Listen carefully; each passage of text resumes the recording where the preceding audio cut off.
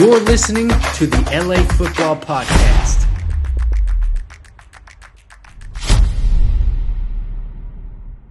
Los Angeles, what is going on? Welcome back to the LA Football Show here on the LA Football Network. We are live on the Mightier 1090 ESPN Radio. Thank you all for hanging out, making us a part of your day. This is the Trojan Huddle, your USC Trojan segment of the LA Football Show. We are, at the time of this recording, 8 days away or 9 days away from regular season kickoff. San Jose State at the Collie, August 26th, 5 p.m.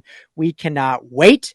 Fall camp is in the books. It's now on to game week practices. We got the Salute to Troy event on Friday, taking place on USC campus as they do every year. A lot of excitement around this team, as rightfully so. So we cannot wait to get into it. Joined as always, the Madman USC alumni, Mr. Jamal Madney. What's up, brother? How we doing? Doing well, Rye. Can't wait. It's unbelievable. We're 9 days from the start of college football. It's you and I, Ryan, the last time we watched a college football game together, needless to say, was in Vegas. That was not, the most pleasant of experiences.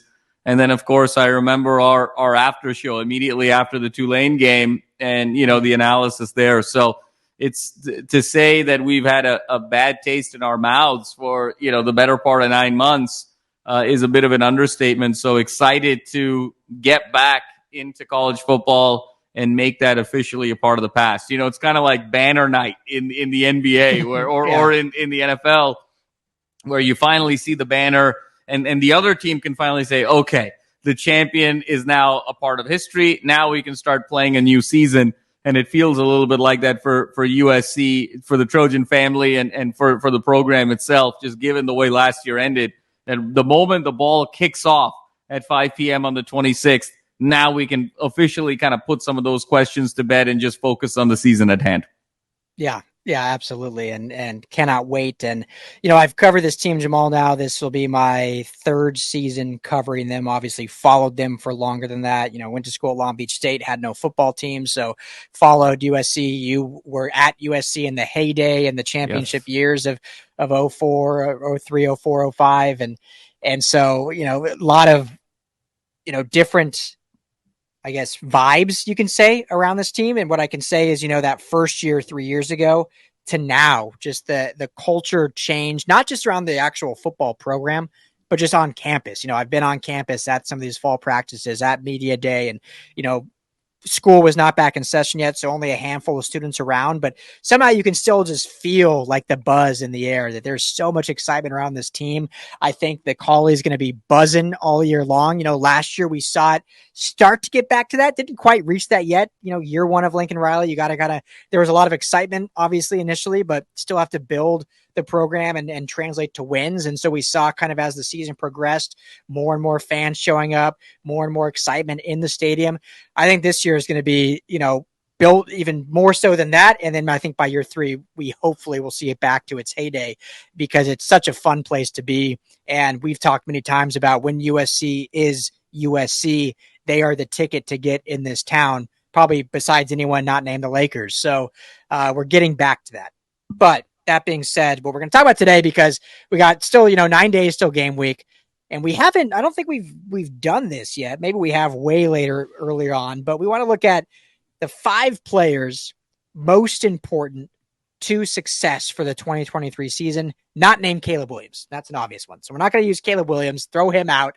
We know how important he is, and this whole team is going to go with Caleb Williams. But the other top 5 players that, in order for this team to win a national championship, not just make the playoff, not just win the Pac-12, but to win a natty, who are the top 5 players that need to absolutely shine? So I think it's gonna be a lot of fun. We'll probably have a couple repeats. We're going to try to keep it to just a handful, so we're not just talking about the same 5 guys. But rightfully so, there'll be a few. So Jamal, as always, since I do all the intros, we'll start with you. Who's number 1 player that needs to ball out for this team to make a natty? Brian, for me, I won't rank them 1 through 5. I'll just say, here are my 5, and I'll start with Justin Dedich. I think that, O-line anchor, you're talking about a redshirt senior, 20 career starts at 4 different offensive line positions. I think given how valuable the offensive line play was last year, Caleb had the longest time of any quarterback in the country last year. And when you saw those injuries happen later in that season and in that Pac-12 championship game and in the bowl game, and those holes became narrower and the time became a little bit shorter, things changed. And so for me, given the guys that this group has lost to the NFL and through eligibility reasons, Justin Tahj for me is a huge piece of the puzzle as an anchor, as the most experienced player on that line, as potentially the captain of that offensive line and an anchor. So I look for Tahj to have a really big year, and the barometer of his play is going to be critical for USC moving forward. So I'll use this as one of our duplicates because I think he's going to play such a vital role to the success here. The offensive line last year, Jamal, was, I think, a unknown going into the year and a very welcomed bright spot in the year. There was a lot of concern. I mean, I remember, I think it was you, asked at Pac-12 Media Day, asked Coach Riley, like, all the shine and the transfer portal and recruits has been on the skill positions.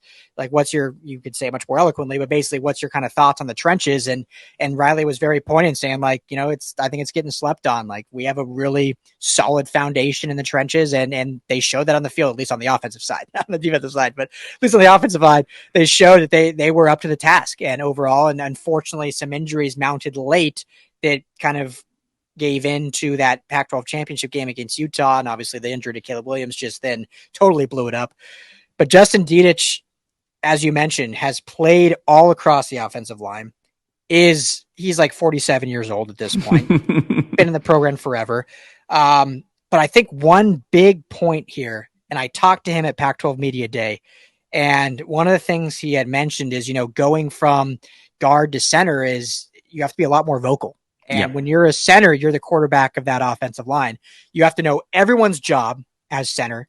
You have to know all the checks, all the calls. You have to know what the linebackers are doing, you have to know what the defense is doing. So there's a lot more responsibility besides knowing, like, am I pulling here? Am I responsible for this gap?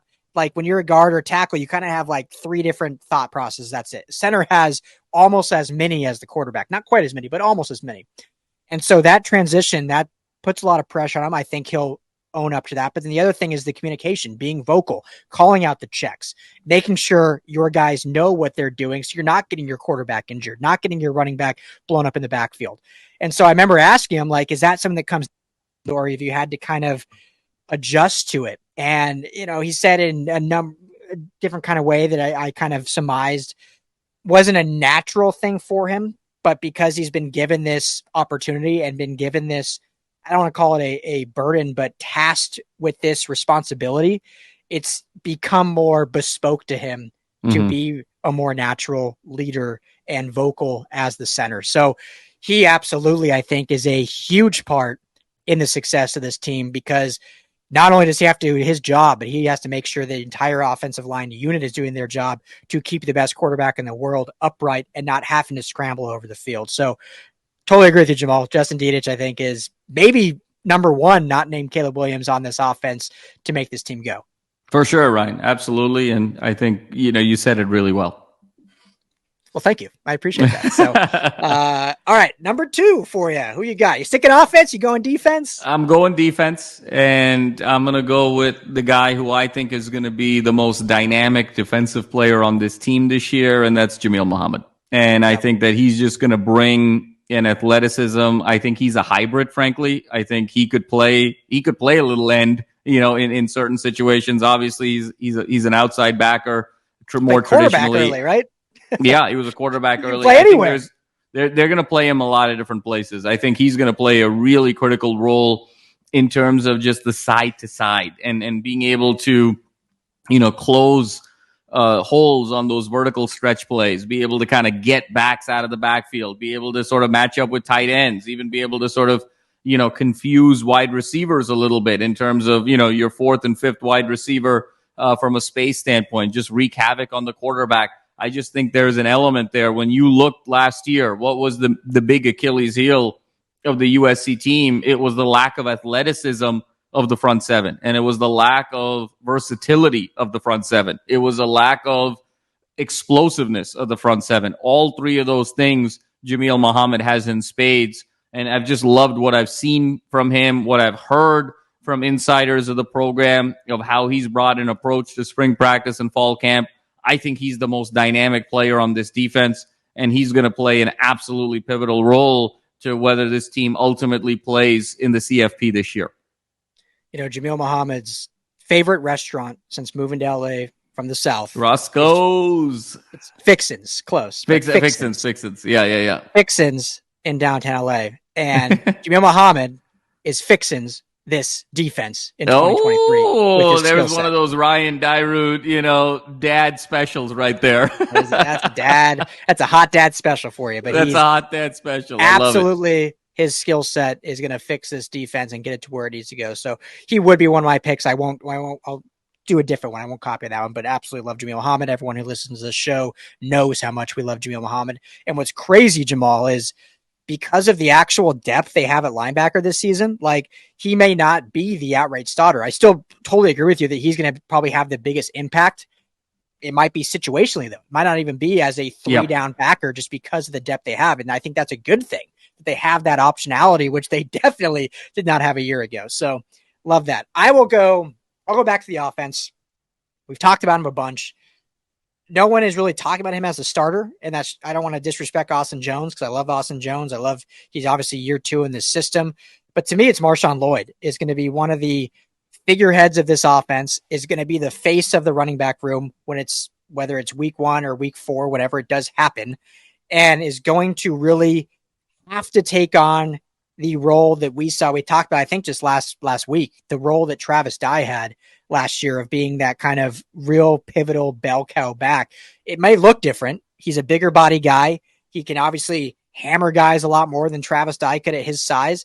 He doesn't quite have the catchability that Travis Dye did have, but it's an underrated part of his game. And he's talked about that. He talked about that at media days. He wants to really show how he can catch the ball out of the backfield, but his bread and butter is just knocking guys in the nose for those extra yards. So to me, Marshawn Lloyd is going to be, I think he could be one of the top backs in the Pac-12. Now, if he's not statistically, it's going to be because of the number of different talented backs in the system. But as you so astutely kind of mentioned last week, in Lincoln Riley's history of coaching, even with the talent he's had in the running back room from whatever, 1, 2, 3, 4, however long the list is, once he kind of picks his starter, he really leans on that guy. And I hadn't really made that summation, and you said it, and you think about it, and you're like, yeah, absolutely. I mean, Austin Jones really didn't get much play until Travis Dye got hurt. Like, there were some games where he got like 4 carries. So if Marshawn Lloyd ends up becoming the starter, there's really no reason to believe he won't get the lion's share of the carries. I think we'll still see Austin Jones because he is important to that offense and because he's built a rapport with this offense and with this scheme. But Marshawn Lloyd, to me, is going to be the face of that room, is going to be kind of the integral part of the non-passing game, if you will. So Marshawn Lloyd for me. Yeah, Ryan, I think that this is going to be one where we sort of cross over here. I won't repeat what you said, but I think the reason Marshawn Lloyd is going to play such a pivotal role on this team is the void that Travis Dye is leaving behind. And Travis Dye, not only, it was sort of a 3-tool player of Travis Dye. It was running, it was receiving, and then it was leadership in the locker room. And so that's the 3 dimensions that you're sort of looking for. Now, Lloyd has all of the sort of the tangibles there, and I think his ability to catch out of the backfield, I think, is going to be the question. And I think he's going to answer that question because that's a big part of a Lincoln Riley offense as well in the air raid system when you're kind of spreading them out. And sometimes you're looking for that right matchup, and that right matchup happens laterally at the line of scrimmage. And so to me, once that starter is established, he's going to go there. I think the other piece of what makes Marshawn Lloyd special is the connection with Caleb Williams. I think a lot that wasn't talked about last year is how both Travis Dye and Caleb Williams came into the program together as transfers. And even though they came from separate, programs, they came in a similar situation of 2 very decorated programs, one being Oklahoma, the other one being Oregon, and coming to a new situation and wanting to win right away. And I think they bonded in a very significant way. And I think that gave Travis Dye the leg up in that room right off the bat with Lincoln Riley, because he understood that the relationship between Caleb and his running back is a very special one in this air raid system. It's the two guys that are kind of sharing the backfield together, and they need to be very connected. And I think a lot that wasn't talked about last year is how much the relationship with Caleb and Travis Dye actually emerged prior to the end of last season. Everyone forgets that Oregon played Oklahoma, Ryan, in the Alamo Bowl. And that was the last game that Travis Dye played at Oregon, and it was the last game that Caleb Williams played at Oklahoma. And those two guys kind of battled in that game. They stayed in touch after that game, and that relationship was actually sort of established at the end of the prior season. And so when they both come to USC, there's already a foundation that was built of trust that allowed Travis Dye to take it to the next level. Last year, Ryan, at this point, we knew Travis Dye was good. He had that great game against UCLA, the 4 touchdowns. He did a lot of great things at Oregon. But there were still some questions about whether he was going to completely take over that running back room. And I think in this particular case, that relationship that Marshawn Lloyd has had with Caleb Williams, going back to their days in the DMV area, going back to playing it in rival high schools, back to being kind of on the amateur circuit together, I think that relationship is going to be invaluable. There's that famous text message between the two of them 6 months ago where Caleb was kind of recruiting Marshawn to we'll be at USC together, and then we'll go to the league together. So I think that relationship is what's going to be so meaningful the way it was last year with Travis Dye. And that's also why I expect Marshawn Lloyd to really take off, not just from the running and the receiving, but I think that gives him the leg up in terms of the leadership. Totally. Yeah. Well said. Totally agree. So are you using him as your third? That's my third. I'm using him as my third. Yeah. We can have some copies. That's fine. I copied you on the Justin Data. So, okay. So back to me then for my third. And this is an obvious one. I could go less obvious, but I mean, we're talking about the 5 most important players, and Calen Bullock's got to be on this list. I mean, when you look at, he was outside of Tuipulotu, is probably the other lone real bright spot. I mean, it's funny. This defense last year, Jamal, is funny because there was a lot of like individual solid players. When you look at, I could go down the list. Shane Lee had some bright moments. Ralen Goforth had some bright moments. Obviously, Tuli was the star, but then Calen Bullock was truly the other big name star. And I think just the importance of his growth from year one to year 2, now to year 3, seeing his size, he's still a little thin, but has definitely put on weight from that year 2 to year 3. And remember, this is still a 20-year-old kid. So still not super old, still has braces on, for God's sake. So, but we've seen some growth there. I mean, the dude looks like a super tall, like him and Gentry just like tower over everyone. I feel like, the big thing for him from this year is definitely finishing tackles and pursuit angles. I think we saw a few times last year. I don't want to put too much stock in that Pac-12 title game against Utah, because I think at that point in the game, he was just trying everything to get a strip, and there was like 2 or 3 times where basically he either missed the tackle or just let the guy carry him 20 yards. I think that was more just a product of them being down 20, and he's like, I'm just going to do everything I can to strip the ball. But it does lead into, let's stick to our fundamentals and stick to tackling the right way and getting these guys down at the point of contact and not getting any extra yards. So I think the fact that he has that ability to improve, the fact that he's already on, All-American, All Pac-12 watch lists, the fact that he's already projected as a potential first-round draft pick in this year's draft, all that coiled into, for this defense to work, they've improved the front 7 so much, but you got to have that secondary come to play and finish games out for you, or at least like clamp down when it comes important. So I think Calen Bullock is definitely a very integral part to what this defense and this whole team does. Yeah, Ryan, I really like what you said. He wasn't on my top 5. I think he's a very talented player, and he's got such tremendous upside and the opportunity to be a very talented player, not just for USC, which he already has been, but at the next level.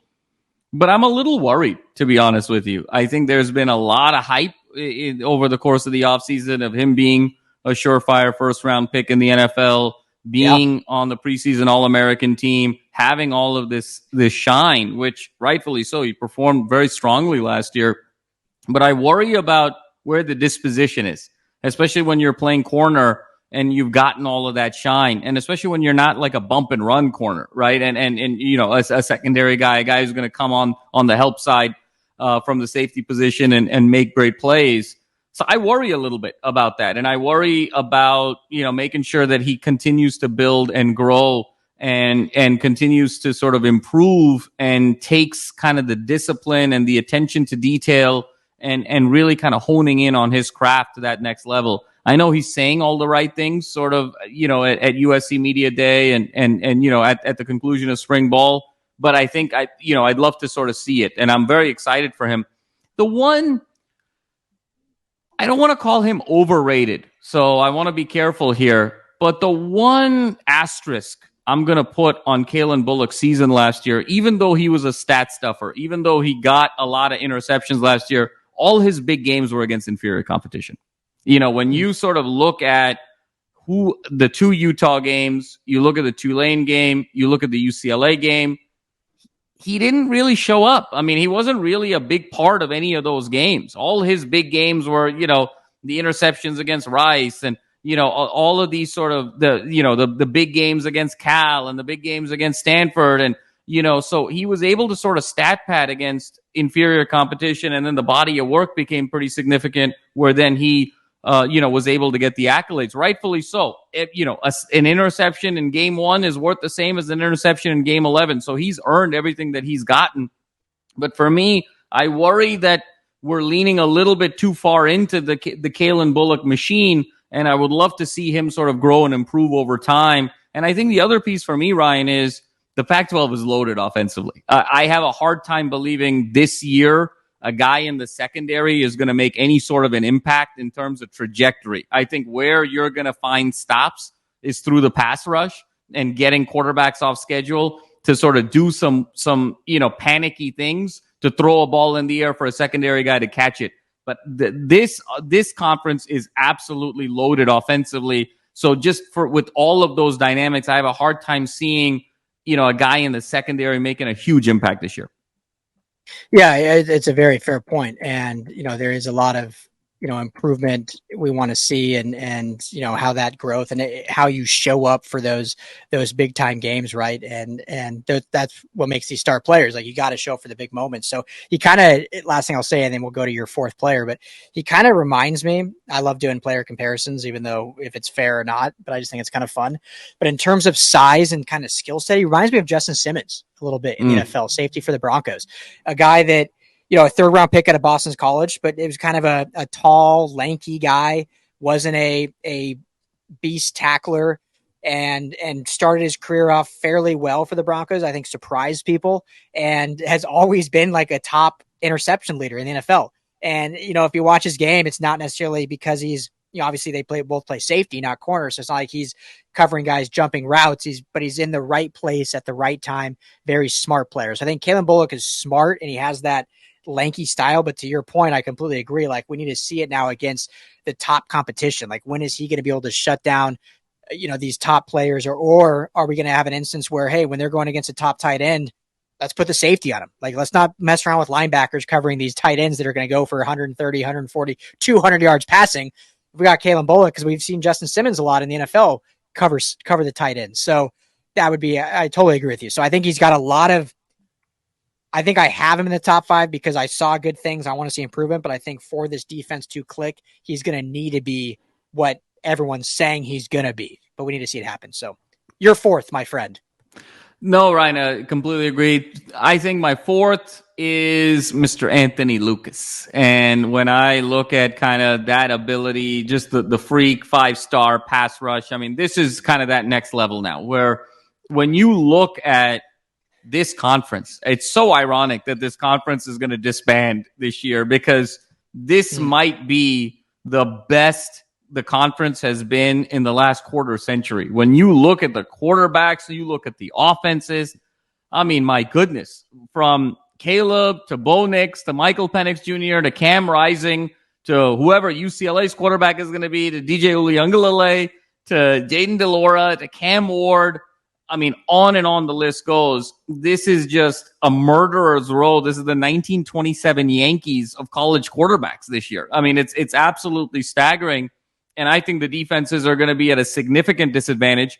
I think the Dairud rule is going to be, that times a million in the sense of kind of 4 stops wins the game. But I think the only way you can force some stops is a couple of things. You're stout in the red zone when you need to be, and you can get a team off schedule through the pass rush, through breaking up a play, getting into kind of 2nd and 17, 3rd and 19, and just being in a situation where then you can sort of hold on to force a punt, to force a stop. And I think the guy that can kind of change the down and distance, the change how an offense stays on schedule more so than any of the other guys that USC got in terms of the transfer portal this year is Anthony Lucas. And when you just look at his frame, you look at the quickness, the physicality, his ability to come around the edge, his ability to have swim moves to the inside, and just be that prototypical pass rush the way, you saw Kayvon Thibodeau be a couple of years ago, the way you saw some of these great all-time pass rushers in the Pac-12 be the last several years. I think Anthony Lucas has all the makings. He was decorated in high school. Nothing really panned out at Texas A&M. I think he's ready to really make a huge impact. Him and Jamil Muhammad together are just going to be a very dynamic, athletic duo that are going to make some huge plays. Yeah, I want to double up on this one because I completely agree. I absolutely love Anthony Lucas. Like, that transfer was so huge, so great. He's going to be so good. And they obviously lost Tuipulotu, who was not just their sack leader, he led the nation in sacks and was that edge position. And Anthony Lucas is basically taking over his spot. I mean, you'll have Barry Alexander on one side most likely and Anthony Lucas on the other. And so, yeah, I completely agree. But just for the sake of, and I won't talk too much about him, but just to have someone else as my 4th, I'll go. I think everyone who listens to this, you definitely know, like, for some reason, I just have an absolute love affection for Kyon Barrs. I don't know why. Well, I don't know why. I think he's a great player, but for some reason, I see him in that center of that defensive line, just going to wreak so much havoc. And sometimes as that nose tackle or whatever tech they're doing, 1 tech, 3 tech, 0 tech, wherever he's lining up, he may not get the stats and the shine of guys like Bear and Lucas because he's not getting the sacks. But when you have to clog up that middle, and even if you're forcing your pressure up the middle, forcing the quarterback to roll out, because everything you said, which is absolutely true, the murderer's row of quarterbacks that this team is going to face. And they have to get this pressure from the edge, but if you can also get the pressure from the center and force the quarterbacks outside the pocket where they're just going to end up in the laps of Bear Alexander or Anthony Lucas, I mean, that just is going to bode so well for this defense. So really, I mean, we could honestly just say all 3 of those guys, Bear, Kyon, and Lucas, are all 3 integral to the success of this team. So just for the sake of being different, I'll go Kyon Barrs. Absolutely. And Ryan, I think, Kyon Barrs was going to be one of my other guys. And so, I think of him very, very highly. I won't use him now, but I had a feeling you would go there.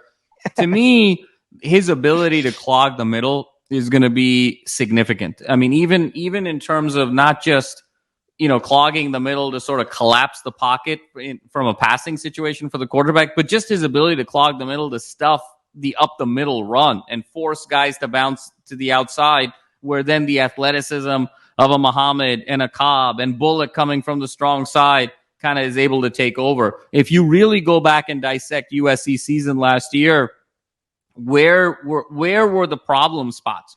They had Utah on the ropes twice, and it was Utah's ability to actually run up the middle that was able to sort of stem that tide and kind of keep them in the game even when the offense was humming. When you look at the Tulane game, even when USC was scoring at will, the fact that Tulane was able to run up the middle, control down, control distance, control clock, allowed them to stay in the game. So then when USC did make those mistakes, they were still within striking distance to capitalize. When you go back to that Oregon State game, where, Oregon State had 4 interceptions at the quarterback position, how were they in a position to even win that game? It was their ability on the stretch runs to be able to run up the middle and then set the stretch on the outside and sort of be able to counter and stay in that game. When you look at the UCLA game and Charbonnet's ability to kind of go up the middle and kind of keep them shot for shot in that situation. So if USC finds a way to clog that middle, it turns these teams into one-dimensional teams, and ultimately that mistake will happen. I mean, if a quarterback has to drop back and throw the ball 65 times, invariably 1 or 2 or 3 times, he's going to make a questionable decision. And then the Jameel Muhammad's and the Calen Bullocks and the Mason Cobbs and the Branches can come and take advantage of those mistakes. But it all starts with that pass rush and the ability to clog the middle. Yeah, so excited about this front group and the rotation and the depth they have with some returning guys and some other transfers. So there's a lot to be excited about with that unit. So, all right, your fifth and final most important person, Jamal, most important player to win the Natty. Ryan, I think I'm going to go with Mason Cobb. And I think the reason I'm going to go with Cobb is, again, where the struggle, of course, was not just in terms of athleticism of the front seven, but the linebacking crew. And I think Shane Lee, great player, had his moments. I don't know if he's a starting linebacker or a national championship quality team. I think there was so much of a reliance on Gentry last year. And then when he got banged up, it really kind of changed the complexion. Having Mason Cobb be that just core middle backer, 12, 13 tackles a game, ensuring that plays don't become bigger than they need to be, ensuring that, there's containment, there's a line of attack, there is the ability to sort of keep everything in front of you, and just having that anchor. I don't know if Cobb is going to make spectacular plays, Ryan, the way Bars will, the way Lucas will, the way Jameel Muhammad will, but his solid play down and distance every play is going to be absolutely significant, because that's what was missing from this team last year in terms of the linebacking group. Shane Lee, again, had his moments. Gentry was kind of this very unique hybrid player, but I don't know if he was kind of your every down traditional middle backer. USC was missing kind of a traditional player at the linebacker position, and no better than Mason Cobb, a guy who has done wonders 2 years in a row, all first team Big 12 at the linebacker position, going up against, mind you, air raid offenses. The air raid was born and raised in the Big 12, and so many programs now have taken that element. So not only is Mason Cobb your traditional linebacker, which is what USC needs, he's also a guy who has had success against the air raid, is used to very high-octane offenses. So he's getting prepared and teaching guys on that secondary and in that defense kind of what to look for when you're talking about explosive offenses. I think he's uniquely positioned to make a huge impact on this team this year. Yeah, I completely agree. Would you call him, it's hard because there were so many. I was going to say, would you call him the biggest transfer this offseason? But you look at Jameel Muhammad, you look at Anthony Lucas, you look at Kaya Bars, but everything you just said, like, where would you rank him in terms of importance of recruit for this team? I think, Ryan, for me, he's kind of right there. It's him or Lucas. I think Bars is phenomenal, but I think in terms of what this defense kind of needed, they needed a traditional backer, or they needed someone who was going to be a bona fide pass rusher outside of, kind of a Tuipulotu outside of that spot. They need someone on the line to be able to really rush the passer, put their knuckles in the ground. So for me, it goes either Lucas or it goes Mason Cobb. It's one or the other there. Yeah. It's so hard because there's so many great transfers. You look at, Dorian Singer on the offense and Marshawn Lloyd, who we had in our top here, both of us, and some offensive linemen.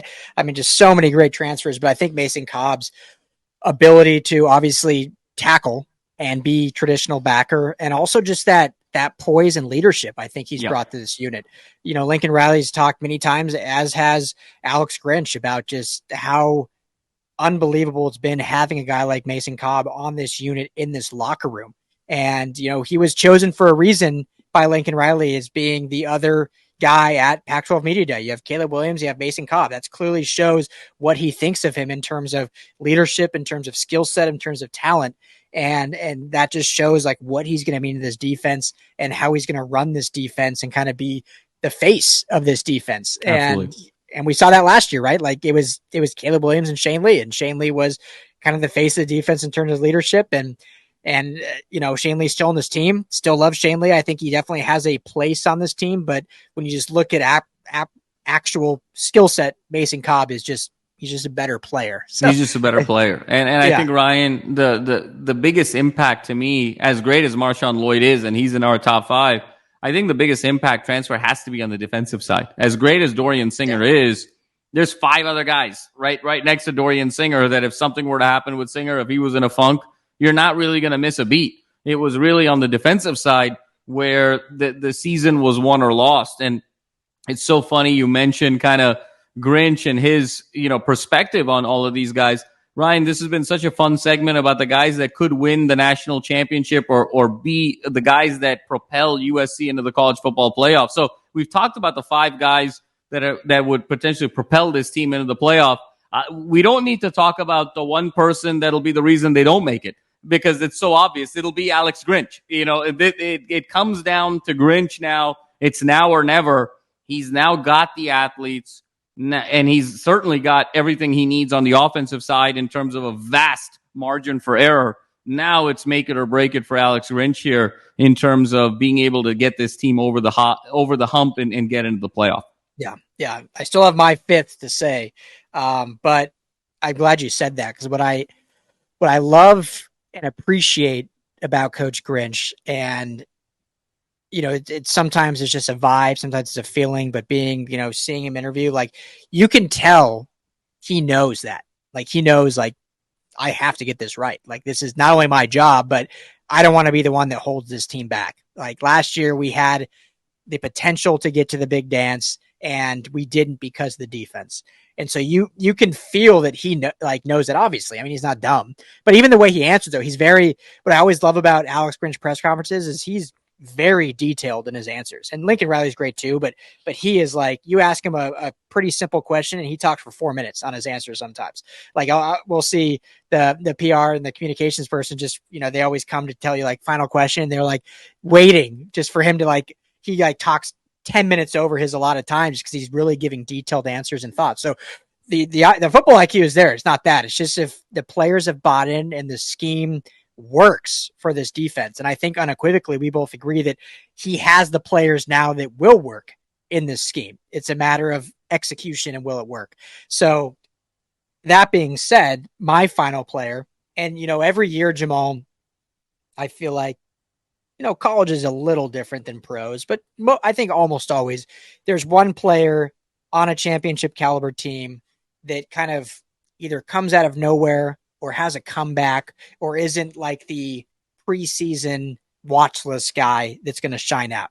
And this is a guy that is extremely talented. We knew that last year, but unfortunately missed all year due to injury, and has absolutely, I think, had the best camp of any player on this Trojans roster, and that's Zion Branch. And the fact that he can play really all over the defense, I think he's on the depth chart as like a nickel back, but he can play safety, he can play corner if he needs to. Saw him on Monday, like, just a big dude for a sophomore, for a redshirt freshman or a true sophomore. Just has the body size, the NFL body size, if you will. And the fact that now he's healthy, he's putting it together in this scheme, and everyone, when they talk about him, just glow about this guy. And so the fact that coming into this year, he was kind of an afterthought because he missed all last year. You have all these transfers, you have all these new recruits. And then now you have this guy that, oh yeah, he was a high recruit last year, missed all last year, and he may have a big impact on this team. If he can really implant himself in this defense, which I think he will, whether it's week 1, week 2, week 3, but it'll be early on. And then it allows, to kind of your point you talked earlier, it'll allow Calen Bullock to not have to carry the entire secondary because there'll be other high caliber talent and skill set around him. That's just going to help all facets of that defense. So Zion Branch, if he gets going on all cylinders, stays healthy, I mean, he just adds an element of this defense that no one's really talked about, no one's expected, and no one's projected that they're going to be able to do. Yeah, no, I think that's spot on, Ryan. And I think Branch he was the forgotten man. I mean, ACL tear last year, missed all of last season. He talked about how hard that was to be away from the game of football for a year for the first time since he was 4 years old. And now he's just hungry to get back out there.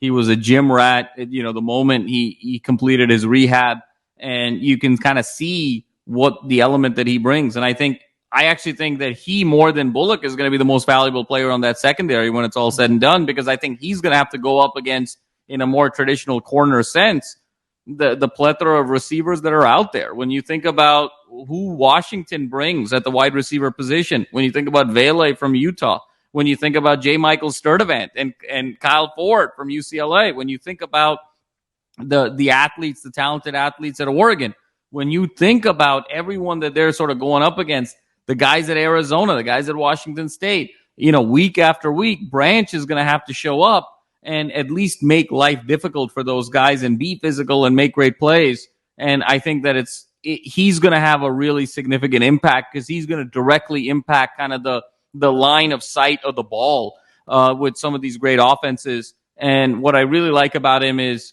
he's fast, he's athletic, but he's physical, and he's a dude, and he's a dog, and he's nasty, and he gets after it. And so there's multiple ways to sort of impact the game where, hey, if he drops a potential interception, but he has a hard hit that forces a fumble, or he's just sort of playing great bump and run coverage, or he's just making life difficult of riding a guy on his hip. There's so many different elements where he can kind of make an impact and be part of one of those 4 stops. And I think he's also ready to prove something. And I think that's the beauty of college. When you have one guy like a Calen Bullock who's getting all the shine and who has all the pressure and who has all the stage, you can kind of just be you and kind of play your game and take some chances and not really worry about anything that you're sort of holding on to from an obligation standpoint or a pressure standpoint, and you can just go and ball. And I think also there's a new perspective for him this year. He understands that this game is not a given, that you can get hurt. He never got hurt before, never in high school, never in Pee Wee. I mean, he was basically kind of the Iron Man. All of a sudden he tears his ACL. He's got a new perspective. He's got a new hunger. He's got a guy in Bullock who's taken all the pressure off of him in terms of secondary shine. It's all set up really nicely for Branch, and I completely agree with you. Yeah, absolutely. Well said. So cannot wait. Very ironic, Jamal, that we each chose the same 2 offensive players and chose 3 different defensive players. I think that shows in order for this team to make the natty, it's going to be all on the defense because we have no concerns about the offense. So fun segment. That's all the time we got. Thank you, everyone, for hanging out. We got Trojans football game live next week. We're 9 days away. Cannot wait as San Jose State comes to town. So we'll have plenty of coverage all next week. For Jamal, Maddie, I'm Ryan Dowd. Everyone have a great weekend. Talk to y'all next week.